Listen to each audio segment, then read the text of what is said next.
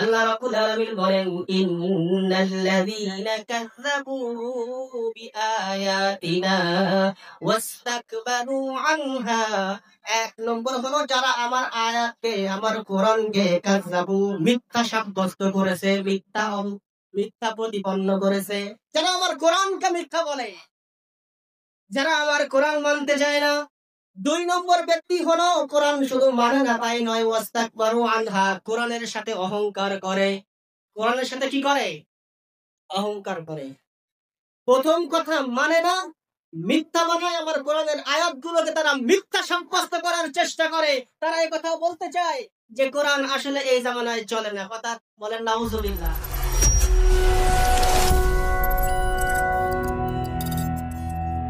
সূরাতুল আরাফ থেকে 40 নম্বর আয়াত আমি তেলাওয়াত করেছি।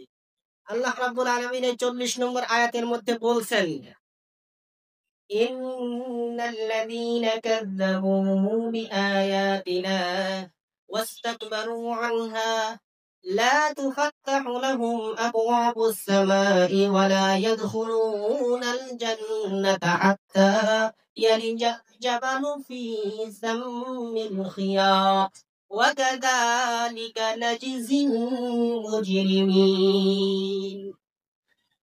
আল্লাহ রাব্বুল আলামিন সূরাতুল আরাফের 40 নম্বর আয়াতে দুইটা শ্রেণীর কথা উল্লেখ করেছেন। দুই শ্রেণীর মানুষ। এই দুই শ্রেণীর মানুষ এতই জমিনের মধ্যে খারাপ, আল্লাহ রাব্বুল আলামিনের এতই অপ্রিয়, অপছন্দের। আল্লাহ রাব্বুল আলামিন তাদের জন্য দুইটা হুঁশিয়ার বাণী উচ্চারণ করেছেন, দুইটা কঠিন কথা বলেছেন, দুইটা সাবধান বাণী উচ্চারণ করেছেন।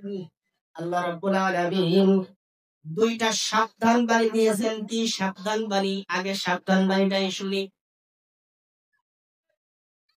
আমরা যারা উপস্থিত হয়েছি মাহফিলে, আমাদের নিশ্চয়ই উদ্দেশ্য আখিরাতের কথা শুনবো এবং আখিরাতকে গড়বো।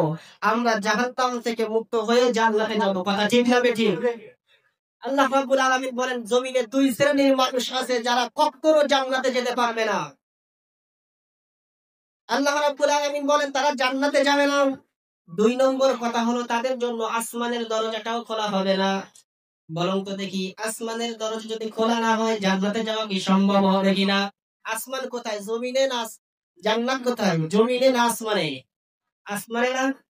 আল্লাহ রাব্বুল আলামিন বলেন লা তুফাত্তাহু লাহুম আবওয়াবুস সামা, এদের জন্য আসমানের দরজাকে খোলা হবে না। দুই নম্বরে আল্লাহ রাব্বুল আলামিন বলেন তারা জান্নাতেও প্রবেশ করবে না। অসম্ভব। কেমন অসম্ভব? আল্লাহ রাব্বুল আলামিন বলেন একটা সুচ, আমরা কাপড় সেলাই করার জন্য সুচ ব্যবহার করি, সুচের পেছনে একটা ছিদ্র থাকে। আল্লাহ রাব্বুল আলামিন বলেন সুচের ছিদ্র দিয়ে একটা উট প্রবেশ করা যেমন অসম্ভব, ওই সমস্ত ব্যক্তিদের জান্নাতেও প্রবেশ করা ঠিক ততটাই অসম্ভব। তাহলে জীবনটাই বৃথা নাকি? এই দুই দলের মধ্যে থাকা, এই দুই শ্রেণীর মধ্যে থাকার অর্থ কি? জীবনটাই বৃথা না? দুনিয়াটা কয়দিনের? আজ না হোক কাল, একদিন তো যেতেই হবে। কথা ঠিক না বেটি? তাহলে এবার জেনে নেই ওই দুই শ্রেণীর ব্যক্তি কারা। আল্লাহ রাব্বুল আলামিন বলেন ইন্নাল্লাযীনা কাযযাবু বিআয়াতিনা ওয়াস্তাকবারু আনহা। এক নম্বর হলো যারা আমার আয়াতকে, আমার কোরআনকে কাযযাবু মিথ্যা সাব্যস্ত করেছে, মিথ্যা প্রতিপন্ন করেছে। যারা আমার কোরআনকে মিথ্যা বলে, যারা আমার কোরআন মানতে চায় না। দুই নম্বর ব্যক্তি হলো কোরআন শুধু মানে না তাই নয়, ওয়াস্তাকবারু আনহা, কোরআনের সাথে অহংকার করে। কোরআনের সাথে কি করে? অহংকার করে। প্রথম কথা মানে না, মিথ্যা বানায়, আমার কোরআনের আয়াতগুলোকে তারা মিথ্যা সাব্যস্ত করার চেষ্টা করে। তারা এই কথা বলতে চায় যে কোরআন আসলে এই জামানায় চলে না। কথা বলেন নাউজুবিল্লাহ। আছে না এরকম মানুষ?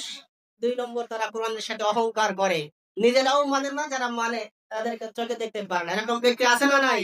তাহলে এরা মানেও না, কোরআনকে সহ্যও করতে পারে না, অহংকার করে।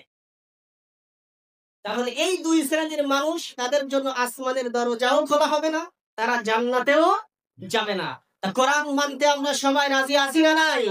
জোরে বলেন। সবাই আমরা কোরআনের পক্ষে আছি তো? কোরআনের সাথে আছি তো? যারা কোরআনের পক্ষে আছে তাদের পক্ষে আমরা আছি তো? আল্লাহ রাব্বুল আলামিন আমাদেরকে কবুল করুন। আমার আলোচনা এখানেই শেষ।